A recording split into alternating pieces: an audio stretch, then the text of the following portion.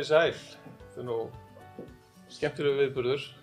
Staðið til lengi að fagna því að Kennsluakademían hefur verið stofnuð við háskóla, opinberu háskólan á Íslandi. Svo ég vil bara nota tækifæri og óska ykkur innilega til hamingju. Þetta glæsilegt, hvað ykkur varðar og glæsilegt skref fyrir háskólana og ég fagna því bara að sjá hvernig aðurinn verða. Anna Helga Jónsdóttir og Anna Helga dósent við Háskóla Íslands.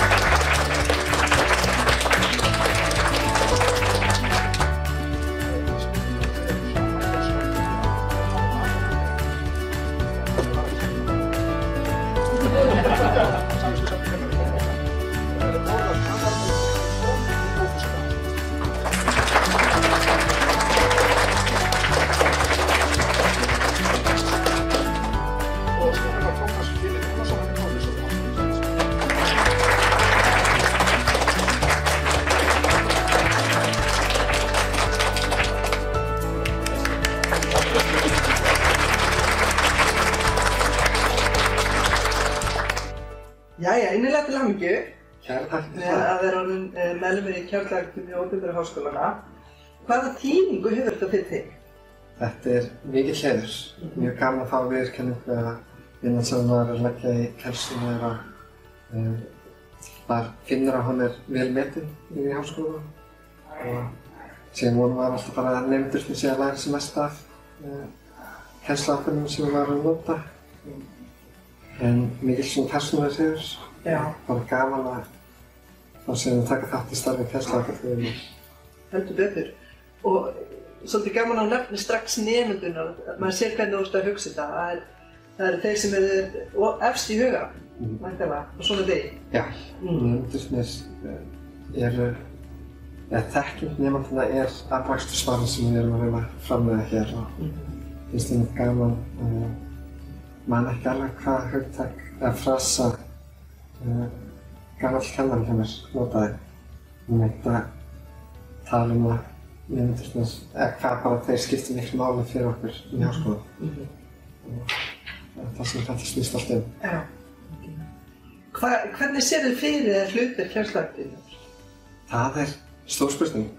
Þetta enn smá óvissa því að það svo mikið skemmtilegt eða starf sem búið að byrja núna undanfarin ár, finnst mér alltaf.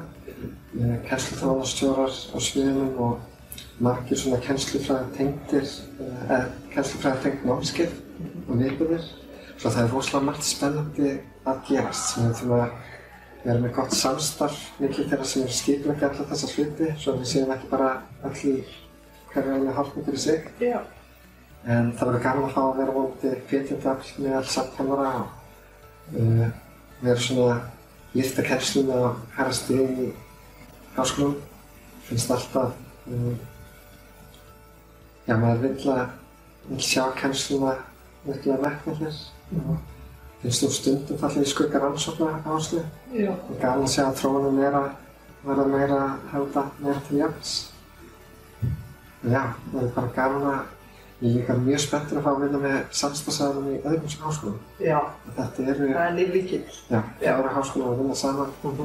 Við fáum að kynnast betur, kennum annar sviða sem eru mikið í kennsluaktífinu og myndi þá að deila með einhverjum hugmyndum sem það eru með og svona kennsluþróunar pælingum, hugsa út fyrir boxið, Já, deila því með samkennum. algjörlega. Frábært og takk hérlega fyrir og það verður gaman að fylgjast með starfinu áfram. So hi Jessica, and big congratulations to your entrance to the Teaching Academy. How does it feel like to be accepted? It's a great honor to be accepted into the Teaching Academy. I can believe that. So obviously your entrance is based on what kind of teacher you are. So can you tell us a little bit about what kind of teacher you are? Well, I think I'm an kind of like out of the box kind of teacher. Often people try to put me in a box and I don't really fit into that box, and so that's the same way that I feel that my teaching is. I try to look at methodologies that help connect students to what they're learning and try to inspire a sense of lifelong learning and inspire some of them to go outside of the classroom materials and try to look for information for themselves as well to kind of help, add to their learning experience. I like that. The role of the Teaching Academy in your mind, how do you see it? Well, since this is new to me and the first time that I've been admitted to the Teaching Academy, I'm envisioning that it's going to be a place that I can learn from others and that others can learn from my experiences as well. I'm really looking forward to learning from others and hearing everybody else's experiences in teaching and what they're trying to do to engage your students in learning. Very interesting. I just want to say again, big congratulations, and I look forward to seeing what's ahead. Thank you.